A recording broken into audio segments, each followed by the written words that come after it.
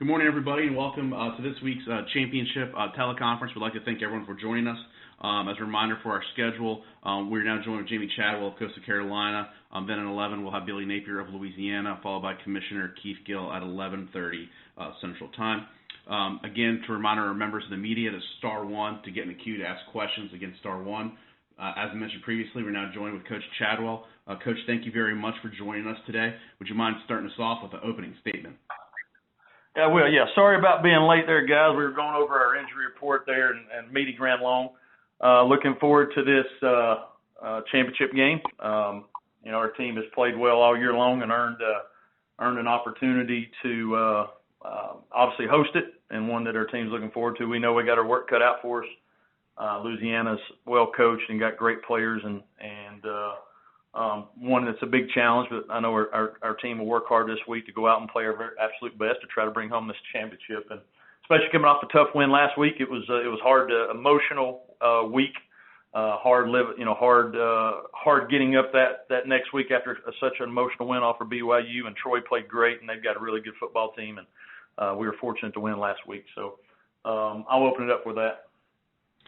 Thank you, Coach. As a reminder to our members of the media, star one to get in the queue. First questions come from Alan Blondin with the Sun News. Please go ahead, Alan. Yeah, hey, Coach. I don't know if you can go specifically over a few players injury-wise, but I guess Antoine Loper, Kendrick Gladney, and then just kind of a general how shorthanded do you think you may be this weekend due to injuries, suspension, COVID, whatever it might be going into this game? Well, we don't know about COVID. Suspensions, there won't be any suspensions. We're good from that standpoint. Injuries is up in the air. We got beat up pretty good. Didn't get a chance, obviously, to rest over the weekend. We got beat up pretty good, so we're going to be missing some people. I think, hopefully, some guys that maybe, throughout the week from hopefully some recovery time, maybe we can get them where they can contribute at some point. But we will be missing, guys that have played some football for us. And can you speak specifically to maybe three players, Antoine, Kendrick Gladney, and Silas, who didn't play or barely played last week? Loper's done for sure. We're hoping with KG it's something maybe he can play with and hold off on surgery afterwards. We got to wait and see. And then Silas will hopefully by him, not having to play much, hopefully he'll be ready to go this week. We just have to see how he responds throughout the week from his treatment, et cetera. All right, Coach. Obviously, you guys, a win gives you a possibility of getting into a New Year's Six Bowl. Have you had a chance to look at what your other possibilities might be and whether any of those would be satisfactory for the season you've had? I haven't, and if we get an opportunity to go to a bowl game, wherever it was, we'll be psyched about it because of never being to one, and so I know our team, no matter what happens there, we'll be excited about whatever bowl game we get the opportunity to go to. But you're so focused on Louisiana and how good they are, and being truthfully being an underdog against them, we got to find ways to go out and really try to focus on that. So that's what we've been trying to do ever since you got back late Saturday night, to try to catch up some of that opportunity you lost to prepare for them. Coach, in playing them, you do get them at home based on the unusualness of the year, there not being a neutral site or anything. So even though there's limited spectators and all, how much of an advantage do you think it is to not have to travel and be at home in front of your home stadium?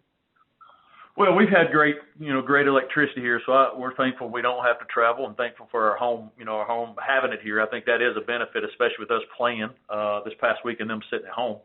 So, I don't know how much of an advantage it is. It's more at the end of the year when you're playing this many games. It's about the team that's most rested and ready to go preparation-wise. So that does help us, try to close some of the gap for sure. So, but we're excited about being here. All right. Thank you, Coach. Thank you. All right, thank you, Alan. Our next questions come from Chris Vanini with The Athletic. Please go ahead, Chris. Yeah, Jamey, I know last week when the CFP rankings came out, I know some of the people with the program kind of feel like you guys should be higher. Do you guys feel like you should be higher? And is there anything else you think you guys or the Sun Belt can do to kind of, promote you guys to be higher in the rankings? Well, I think us and Louisiana both should be because, obviously we're undefeated. Louisiana has only lost to us a close game. They beat somebody that's ranked higher than them that's got 2 losses. So, and I don't know obviously what all goes into that, and I'm sure there's some eye test to some of that as well. But I think both of our programs are deserving of being mentioned for, the NY6. I believe that, and I think our play on the field has shown that, up through the year. And so, but at the end of the day, how we can't, nothing else we can do. We've done about everything possible for us. And so, whether through the conference or whether whoever tries to, push your teams, I don't know how that works, but I do believe both of us deserve to be up, in consideration for that because of the type of years we've had and the type of year, our league's had. I think we've got 2 teams in the top 25 in our league and a third one that, could be really close receiving votes. So, we've got a really good league in my opinion, comparably to the other teams that we're considering against. Obviously Cincinnati is ahead of you guys, but even if you guys win, do you feel like you still would deserve even an at-large New Year's Six berth, even if it's not the Group of 5 one?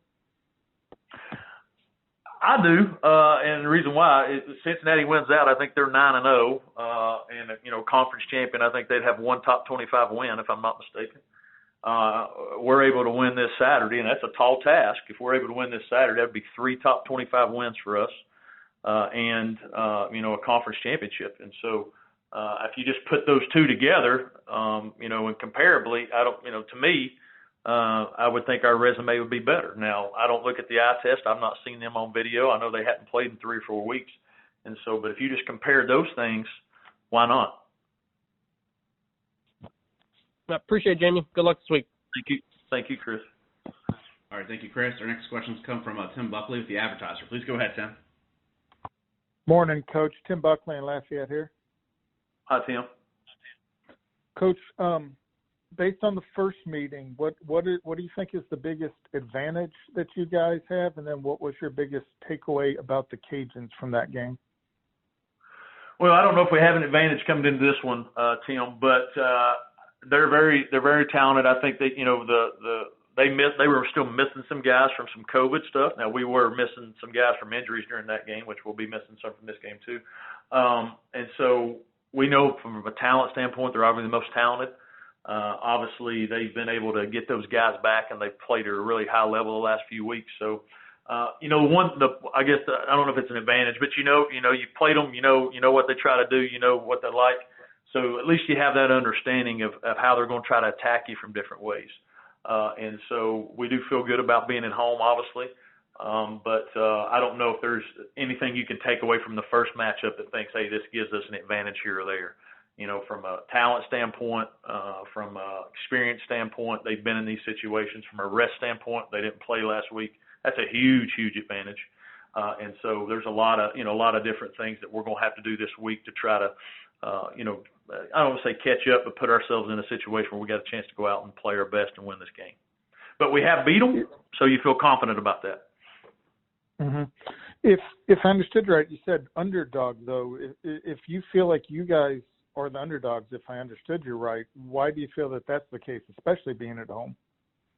Well, because I think this late in the year, you're beat up, and you don't know who's going to play. We don't know who. We're already out. One starter for sure. You don't know who's going to play. They had a chance to rest and get everybody back. So if you got a team that's full go, and you got a team that's not, no matter what happened previously, I would think they would be the team that has the chance to be the most fresh and ready to go. That's the way I view it. So that's why our team, feels like we're the underdog coming into this. Gotcha. And last thing for me, on a much lighter note, I know the Cajuns have 1 or 2, but do you guys feel like you have the best mullet game in the league, or maybe even in the country? Well, the Cajuns give us run for money for sure. They've got some guys that look good with their stuff, but I don't know if anybody else rocks the mullets as much as we do here. So I'm gonna say we would be first place until I see otherwise. Thanks, Coach. Thank you. All right, thank you, Tim. Our next questions come from Danny Kelly with Post and Courier. Please go ahead, Danny. Hey, Coach. Just having already played Lafayette, do you have an idea of how you're going to try and stop Levi Lewis this time around? Well, we didn't do a great job of it last time, and I don't know if you can stop him. You try to do things to contain him. He's one of the best players in this league, no doubt, and it's been that way the last couple of years.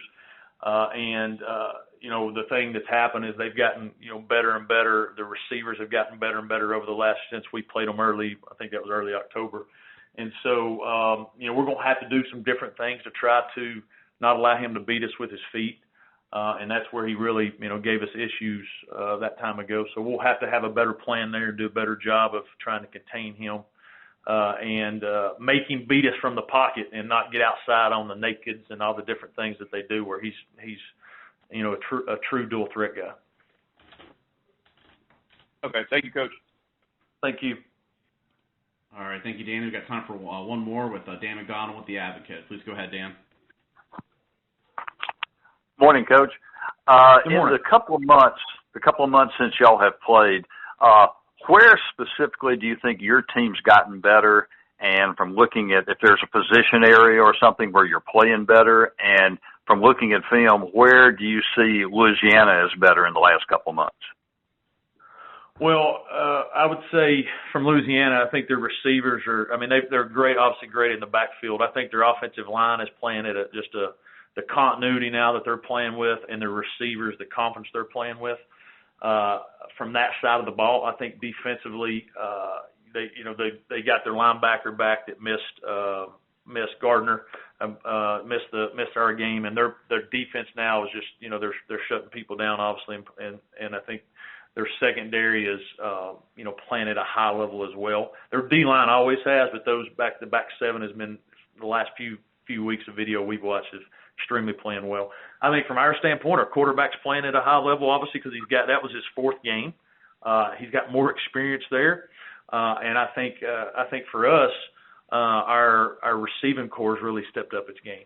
And then from a defensive standpoint, we've really since that game we've really started playing well defensively for the most part, and I think our secondary has taken a step up in the right direction from our standpoint of improving. So. Anytime you get with young guys, you get experience, they get better and better. So I think we have improved in those areas, and we're playing at a pretty high level. Is there one memory, one moment or something that you can recall that sort of jumps out in your mind from that game a couple months ago? Obviously came down to a field goal. Well, yeah, besides the kick going in, I think that was obviously one you remember, big from that standpoint, but to me, the play that changed the game was the interception there, I think, in the third quarter, because that was a pretty well evenly played game, and we got one turnover and was able to turn that into points. And I think that was a big play in the game. That was a backup corner for us that we had to throw in there because of an injury. And his first play in, he makes a great play on the ball. That really, I don't know if they turned momentum, but they stopped us and we had to punt. And at that time, we weren't stopping them, and that was a big play. So I really remember that as far as turning that game, at least in our favor, to give us an opportunity to try to win it. Appreciate it, Coach. Thank you. All right, thank you, Dan, and thank you, Coach. Do appreciate your time today. Thank you. Thank you. All right, everyone, we're going to take a brief pause here. We'll be back with Billy Napier at 11 a.m. Central, and then as a reminder, Commissioner Keith Gill will be on at 11:30 a.m. Central. So we're going to leave this line open. We'll be on a pause here until we're joined with Billy Napier of UL. So please stand by.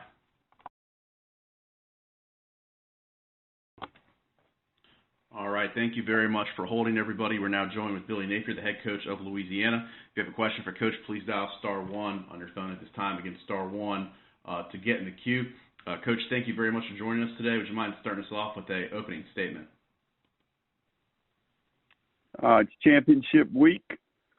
We're excited about the opportunity. Certainly representing the West Division in the Sun Belt Conference Championship game.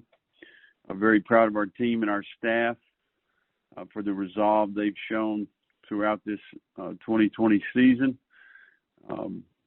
Very fortunate to have great leadership by our administration, and so many people have contributed and created this opportunity.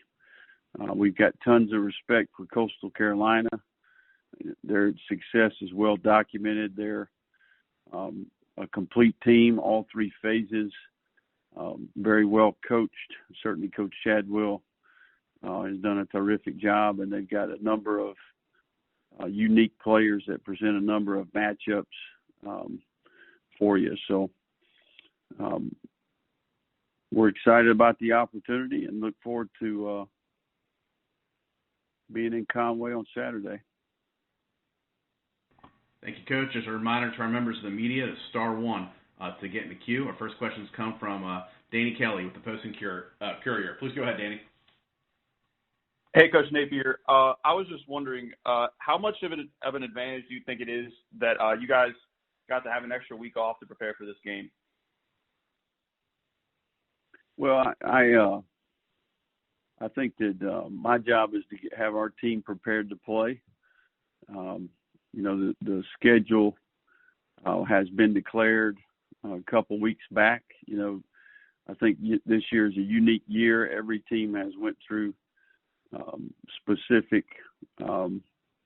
sets of variables that have led to the schedule that they had to play. Ours worked out where we had 2 weeks to prepare. It's not my job to make those decisions, but it's my job to have the University of Louisiana football team prepared to play. We're in the middle of our preparation, and certainly, have lots of work to do between now and when we play Saturday. Okay, thank you, Coach. All right, thank you, Danny. Our next questions come from Chris Vanini with The Athletic. Please go ahead, Chris.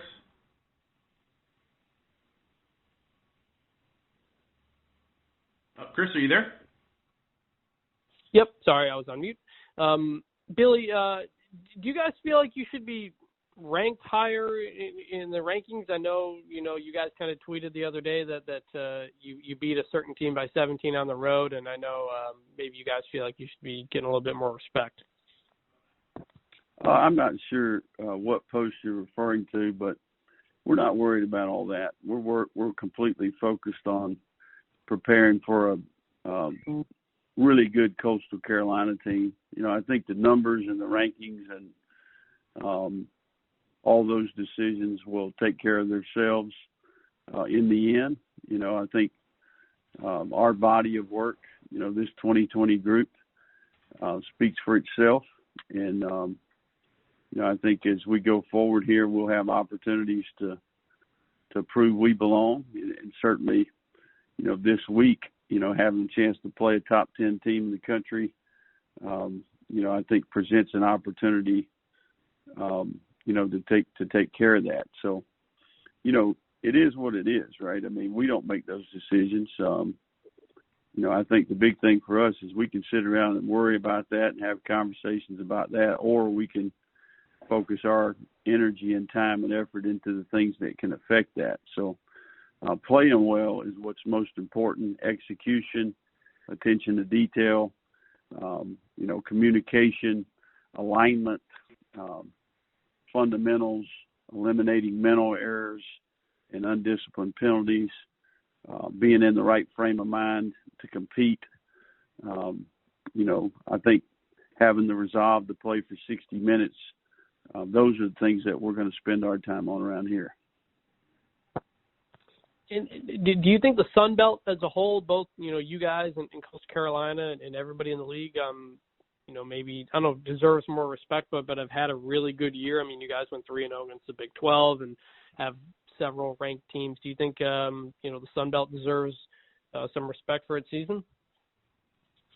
No, I think it's been great to see our league perform well in the crossover games against other Group of Five teams. I think it's been great to see more and more Power Five wins, not just this year, but in years past.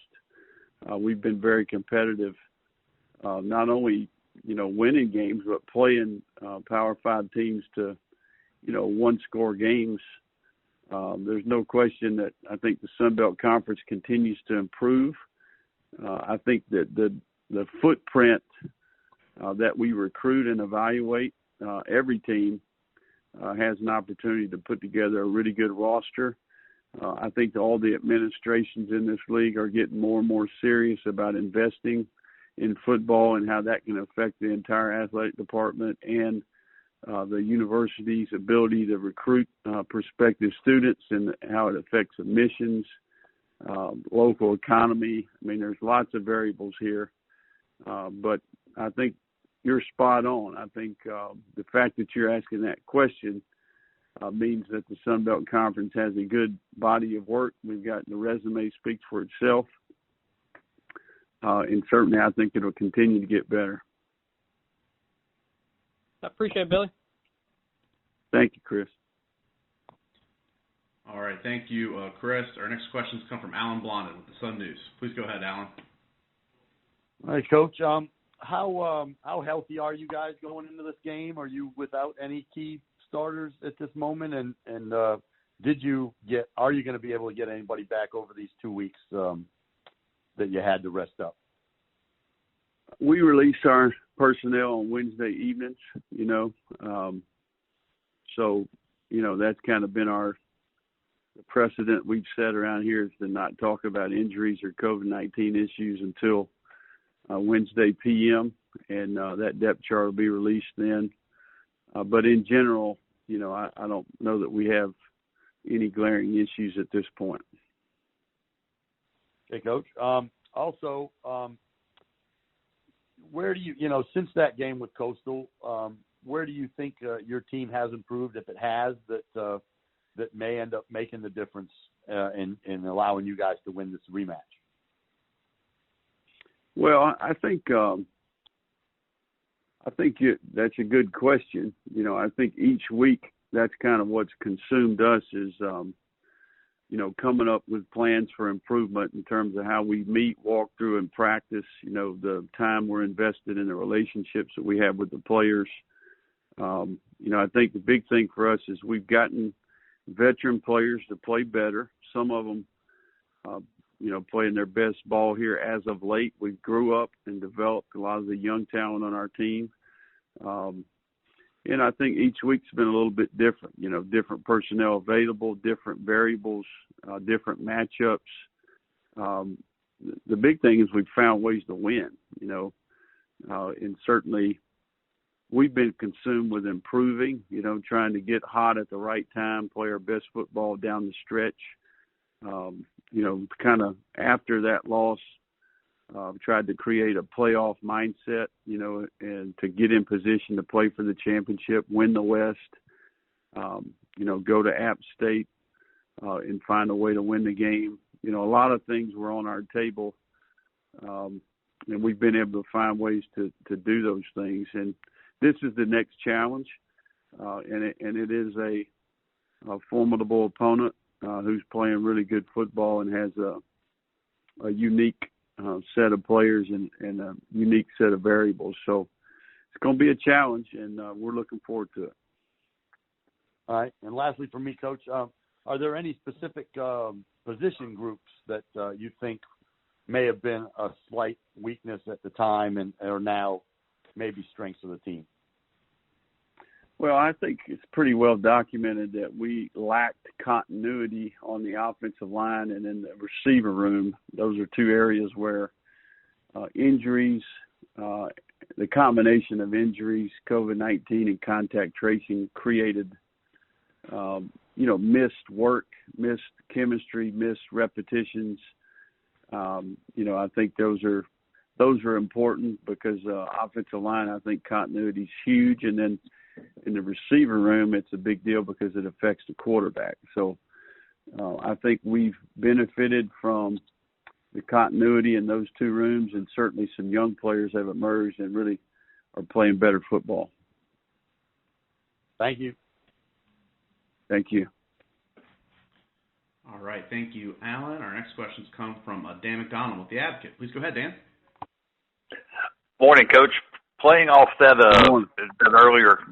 earlier question, now that you've had a chance to look at Coastal, where do you see them as improving, and are there a couple of areas that you think that they have come a long way so far this year from that game 2 months ago? I think Coastal has been a real consistent team. I think that's one of the things that I've got a lot of respect for. They've played well the entire year. They're leading our league in scoring offense and scoring defense. They're really good in the kicking game. I don't necessarily see I think that's one of the reasons why they're undefeated and they're in position. They won the East and they're playing for the championship game, is they've got a very consistent team. They haven't had a lot of injuries. They've had a lot of continuity in terms of the players that play in the game. They started the same defensive group every week. Those guys play the majority of the game. Same can be said for the offensive players that play in the game. Certainly the quarterback was a young, inexperienced player early in the year, but now he's played an entire season and certainly a dynamic player. So they've got a good mix of young talent and veteran players, and I think that's one of the reasons why they're undefeated and in position to win the East and play for the championship. Other than the last-second field goal, is there an image or a mental snapshot or something that you most remember from that first game? We played that game, we learned from that game, and we've moved forward after that game. And I think we've been focused on improvement since then. If I could ask one more. I know you're fully concentrated on this game, but have you allowed yourself to think about the fact that if Tulsa beats Cincinnati, the winner of Saturday's game is pretty much in a New Year's Six bowl? Yeah, all those are hypotheticals. And hypotheticals are a waste of time. I think the next challenge is Coastal Carolina on Saturday at 2:30 Central, and that's what we're spending our time on. Appreciate it, Coach. Thank you. All right. Thank you, Dan, and thank you, Coach. Really do appreciate your time today. All right. Thank you all. Thank you. And again, everybody, we are going to take a brief pause here. We're going to leave the conference line open. We'll be back at 11:30 Central with Commissioner Keith Gill. So please stand by.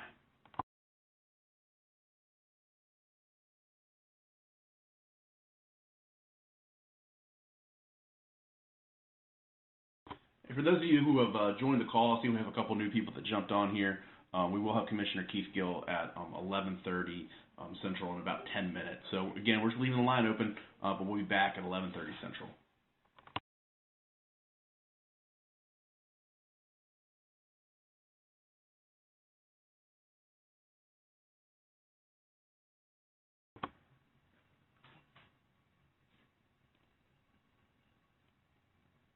Thank you very much for holding, everybody. We are now joined with Commissioner Keith Gill. If you have a question for the Commissioner, please dial *1 on your phone at this time. Again, *1 to get in the queue. Keith, thank you very much for joining us today. If you wouldn't mind, could you start us off with an opening statement? Yeah, thank you so much, Travis. So great to be here. Thanks for everyone who's participated in the media as it relates to our two coaches that will be in our championship game. Just really excited about our championship game. Two ranked teams. So first time in our history. It's going to be a great matchup. Obviously, the regular season matchup between these two teams came down to the wire with Coastal winning on a last-second field goal, so 3-point separation. And so I expect another epic battle on Saturday. So we'll be really excited, and I'm excited that we're on ESPN, and should be a wonderful showcase for great Sunbelt football. Thank you. As a reminder to our members of the media, to *1 to get in the queue. Again, *1 to get in the queue to ask questions. Our first questions come from Dan McDonald with The Advocate. Please go ahead, Dan. Good morning, Commissioner. Good morning. One quick question, just the move from 11 to 2:30. What was that requested by ESPN, or was it a television move, or what went behind that? Yeah, that was a move by ESPN in terms of better, getting on the best network, in terms of number of households and also in the best time slot. So we're excited about the move. Should give more eyeballs the opportunity to watch our great championship game. And if I could jump ahead past that, because I know y'all have had to think about it, what are your talking points, your arguments and so forth to try to, to talk about a Sunbelt team, getting into a New Year's Six as an at-large possibility? Yeah, so I think in terms of if you look at all the teams that are ranked in our subdivision, so you look at the number of wins that Coastal has. So they have the only team that in our subdivision that's close to them in terms of number of wins is Louisiana. So we have the most wins. I mean, we've gone out all year and played games and won them. So, and I think that should matter in terms of playing games, winning games, and committee talks about data points, and I think those things matter. I think we've got the best wins on the board. So if you look at all the teams in our subdivisions, the 4 best wins, assuming everyone kind of wins out. If Coastal wins out, Cincinnati wins out, Louisiana wins out, we'll have the best wins on the board in terms of the win over Iowa State. Which is the best win in our subdivision, and then obviously since our Coastal's win over BYU, Coastal's win over Louisiana, and then obviously one of them is going to win the game on Saturday. So those are all going to be the best wins in the subdivision, and so we've got the most wins by far, certainly 33% more than the team that's in our subdivision that's ranked higher than our 2 teams, and then we'll have the best wins. And so I think clearly, really, no matter what happens in any other championship game, I mean, I think that would make the Sun Belt champion worthy of being the New Year's Six representative. If I could ask one more, how excited are you that in the fact that your winner Saturday, should Tulsa beat Cincinnati, is basically on their way to a New Year's Six game? I'm really excited. I mean, we've had a New Year's Six bowl opportunity as one of our goals for years, and so to be have this opportunity, I think is great. And to have our teams right there, kind of ready to seize that opportunity is great. It's just a testament to the great work that our schools have done, the leadership of our CEOs, our ADs, our football coaches, and our players, to be in this position. So we're really excited that we have 2 ranked teams. We're really excited about our opportunities for New Year's Six, and just continue to show the nation how good Sun Belt football really is. And I assume you are a Tulsa fan come Saturday. Yeah, I think that'd be a fair assumption. Appreciate it. All right, thank you, Dan. Our next questions come from Alan Blahman with the Sun News. Please go ahead, Alan. Yeah, hey, Keith. I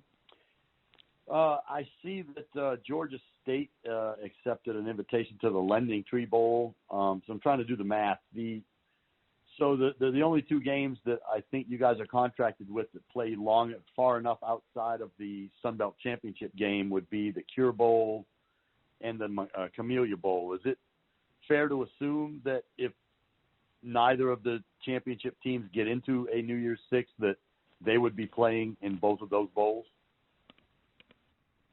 I don't think it's fair to assume that, just because I think the bowl is fluid. The bowl situation is fluid. So those are certainly our 2 contracted bowls, and we'll be looking for the best matchups we can. So I think there's certainly a great chance that could happen because we're contracted there. But I certainly think there's some other scenarios that could put either one of the teams that play in our championship game in a bowl that's outside of our contracts.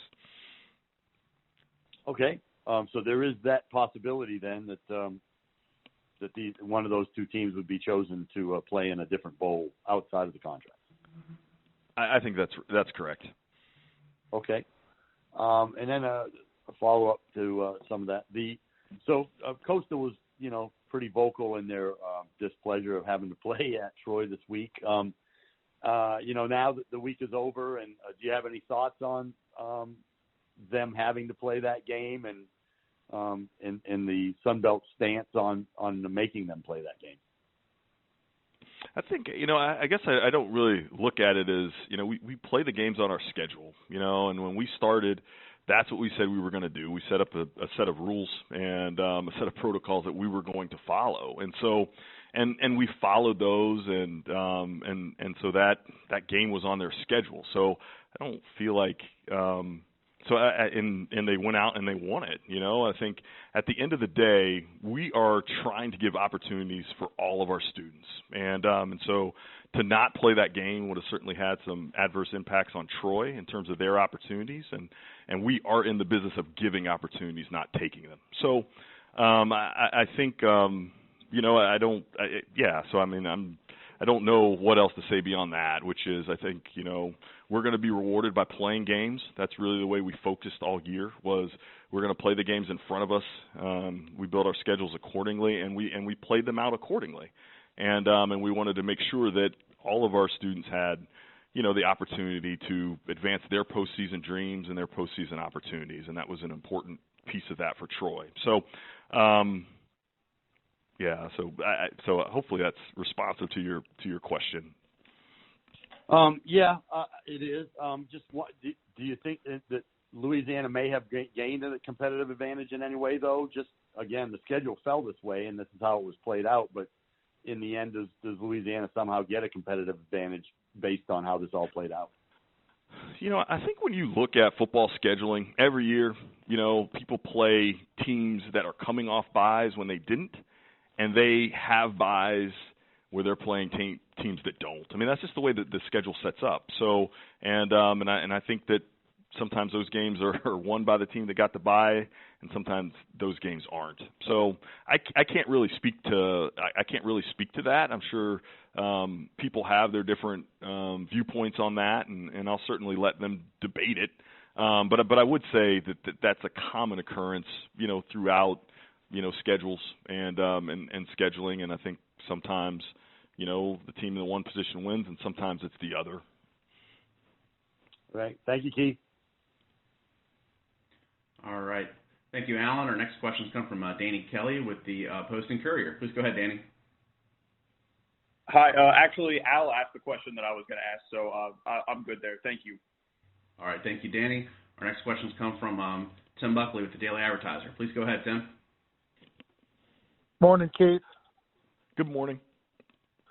To go a little further on the further into the weeds on the bowl hypotheticals, if neither of your two title game teams go elsewhere, does ESPN give preference to one of your two remaining bowls for the champion over the other one? In other words, what if neither one is going CFP or somewhere else, will ESPN send the champion to Cure and the runner-up to Montgomery? Is that part of it locked in yet? Yeah, I don't think any of that is settled. I mean, I really do think that the location for the teams that are playing in our championship game is up in the air, and I think that there's a lot of good options out there, but they won't be really solidified until Sunday morning. Once we see kind of what the outcomes of the games on Saturday were, and then try to manage the best matchups. So would it be a fallacy to think that if Coastal goes to Orlando, the Cajuns are going to Montgomery, or is there a scenario where the Cajuns can go to Orlando and Coastal could end up in Montgomery, I guess is what I'm asking. Yeah, and I guess what I'm saying is both of those are scenarios, and there's a lot of other possibilities as well. So I'm really trying to just say, I don't know. There's a lot of options out there, and I won't have any clarity until Sunday. Okay. Is there a reason why you wouldn't, understanding that they could get placed in a New Year's Six bowl, or they even could get drawn somewhere else, what is the reason that you would not want to declare that your champion goes to Bowl X, much like you did prior to the other title game? I think it's all about matchups, and so at the end of the day, we're not closing any doors. We're not going to preclude any opportunities to try to get the best games that we can get. So I think there's a lot of opportunities available, and I think we just need to be flexible. And I don't think that there certainly isn't a benefit for necessarily making a declaration now and then losing an opportunity later. So any opportunity that is available by making a declaration now will be available on Sunday. But there could be some other things that might be intriguing that may make a little more sense. Gotcha. Thanks, Keith. All right, thank you, Tim. Our next questions come from Ted Lewis with the New Orleans Times-Picayune. Please go ahead, Ted. Sort of along the line they've been talking about. Can you just address, maybe you already have, I got a little late on the call, what an extraordinary year this has been for the Sun Belt football with 2 ranked teams. And it looks like even though in a year that 10 or 11 bowl games have been canceled, all 5 of your teams with winning records are going to be in a bowl game. I think it's been a tremendous year. So it's been special. And, I want to give a shout out to Wright Waters, who was the commissioner that, had the vision to start football in the Sun Belt, and I'm sure that when he started it, he would envision a year like this. And then obviously all of our schools and their leadership, presidents, coaches, student athletes, athletic directors, it's been a tremendous year. We've got 2 ranked teams that are in position to go to New Year's Six Bowl, which is incredible. When you look at it, we've got more wins than any team in our subdivision. We've played more games. Our ranked teams have more wins than they do. We have the best wins. Went over Iowa State, went over BYU, also Coastal's win over Louisiana.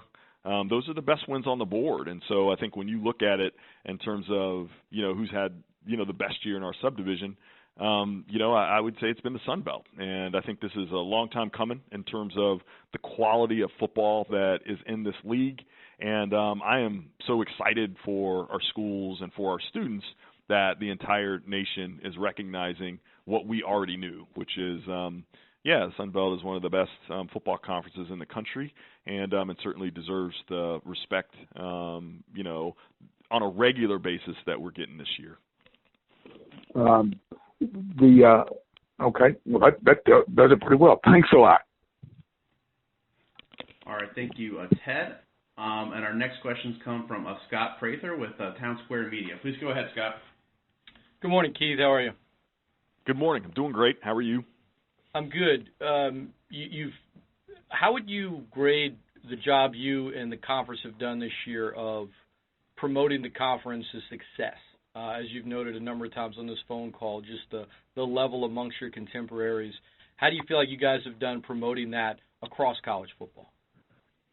Yeah, I'll let other folks assign grade. We certainly have people who we're accountable to, and I'm certain, all the folks on this call, have their thoughts and ideas, and I'm sure there's a lot of fans and those things that have their thoughts and ideas. But I do think, I'll just say generally, I do think our staff's worked really hard. We think about Travis and all the great things that he's done from a broadcast standpoint, how we've certainly tried to manage our social media, how we've certainly tried to take advantage of the linear TV opportunities. And so I think as a league, certainly our institutions have done a good job in terms of activating around those opportunities. And I'll certainly leave the evaluation to others, but I certainly think that we have made great efforts and trying to capitalize on the visibility and the opportunity that we've had this year. If I could follow up, assuming whoever wins on Saturday that push for a New Year's Six Bowl, whether it's Louisiana or Coastal, what's like the process like following that? Do you reach out to some national members of the media? How do you kind of shout from the mountaintop, so to speak, whenever it's kind of all hands on deck at that point? Yeah, I certainly think, you can play out some of that stuff in the media, but, I don't want to offend anybody on this call, but the reality is not a lot of things are moved in the CFP room based on things that are written in the press, so we will certainly make sure that we, take our opportunity to provide our written case, and certainly, tell the folks, on the committee, what we believe those arguments are. So we'll take advantage of that. But I don't know that necessarily, chirping a lot in the media is necessarily going to move the needle a lot, and so hopefully none of you are offended by that. But our teams have done a great job on the field. We certainly have done our job to present that case to the CFP. And so I'm optimistic that when it's all said and done on Sunday, that we'll be, right where we want to be, and that we'll have an opportunity, that we'll be playing for New Year's Six opportunity.